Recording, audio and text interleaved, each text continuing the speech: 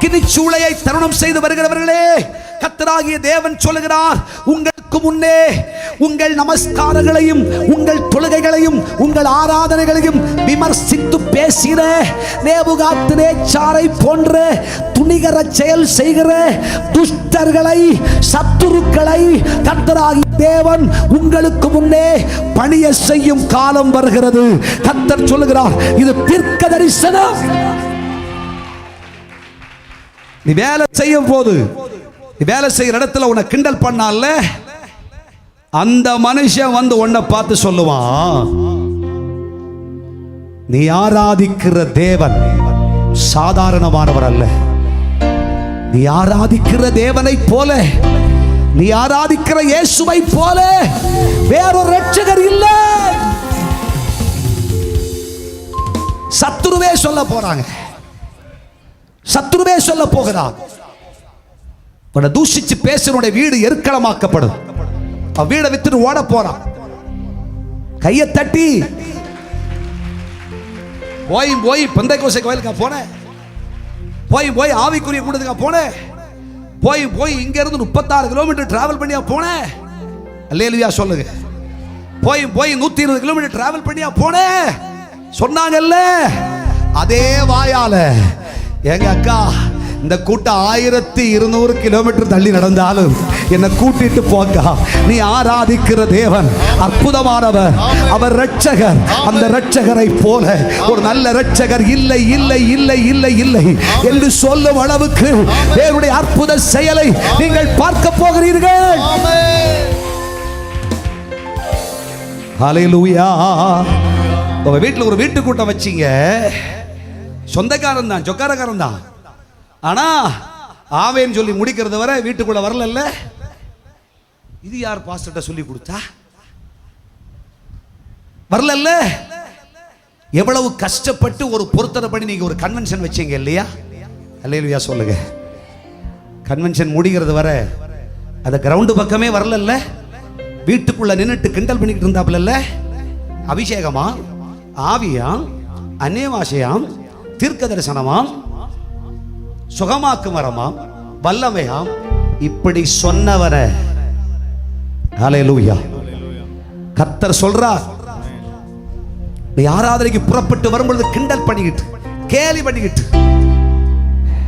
Black and white போட்டு போறியோ, ஊழியத்துக்கு போறியோ சொன்னாங்கல்ல, கேலி பண்ணாங்கல்ல, கர்த்தவனை துண்டிச்சு போடுவார். தேவன் வீட்டை எருக்களமாக்கி போடுவார். ஹல்லேலூயா. இந்த அசைவை இந்த 23ஆம் ஆண்டில் இந்த 3ஆம் மாதத்திலே இருந்து நீங்கள் பார்ப்பீர்கள். பார்ப்பீர்கள்.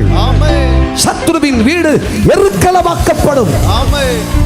ஷபலக சகரக துனிகரபு. ஹல்லேலூயா. கர்த்தர் உன் பக்கம் நிப்பார். கர்த்தர் உன் பக்கம் அடிப்பார். சத்துருவே சொல்லும், ஐயோ தெரியாம சொல்லிட்டனே, நீ ஆராதிக்கிற இயேசுவை போல, நீ தொழுது கொள்ளுகிற இரட்சகராகிய தேவனை போல ஒரு இரட்சகர் இல்லை, ஒரு தெய்வம் இல்லை, இப்படி ஒரு தெய்வம் இல்லை. எல்லா நாவுகளும் இதை அறிக்கை செய்ய போகிறது. அனைவரின் முழங்கால்களும் இங்கே முடக்கப்படும். கர்த்தரை செய்ய போகிறார். தீர்க்க தரிசன ஆவியானவர் பேசுகிறார்.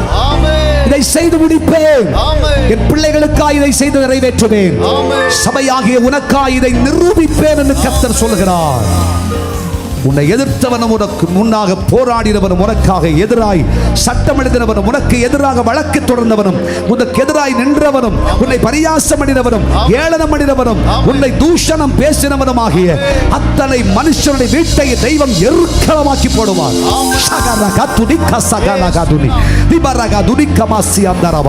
கர்த்தருடைய கரமதை செய்யும்.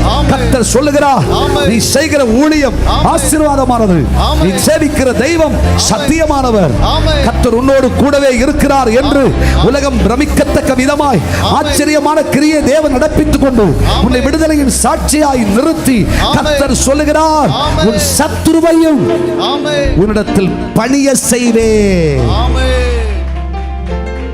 அக்கினி சூளையை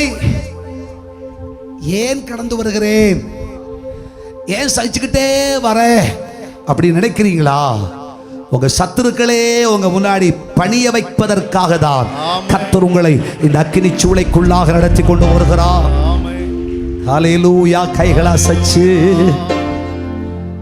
இல்லாம நான் என்ன தப்பு செஞ்சேன், என்ன தவறு செஞ்சேன் பலமுறை கேட்டீர்களே.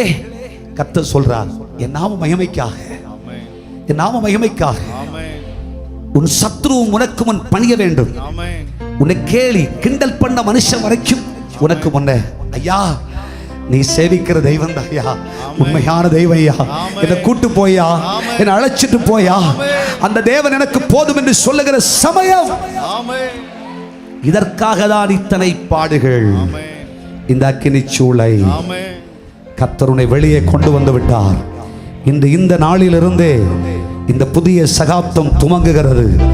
புதிய கர்த்தருடைய ஆச்சரிய செயல் துவங்குகிறது. தேவனுடைய கிரியை நடக்கிறது. உனக்கு விரோதமாய் புறப்பட்ட கூட்டம் உனக்கு விரோதமாய் கூடின கூட்டம் அல்ல. ஏசாயா தீர்க்கதரிசி சொல்லுகிறார் 54:15 அது கர்த்தருக்கு விரோதமாய் கூடிய கூட்டம், அது கர்த்தருக்கு விரோதமாய் பேசிய பேச்சு.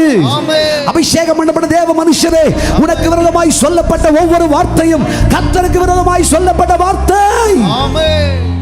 கர்த்தர் அதை பழிக்கு பழி வாங்குவார். தேவனுடைய கிரியை நடக்கும். ஹல்லேலூயா.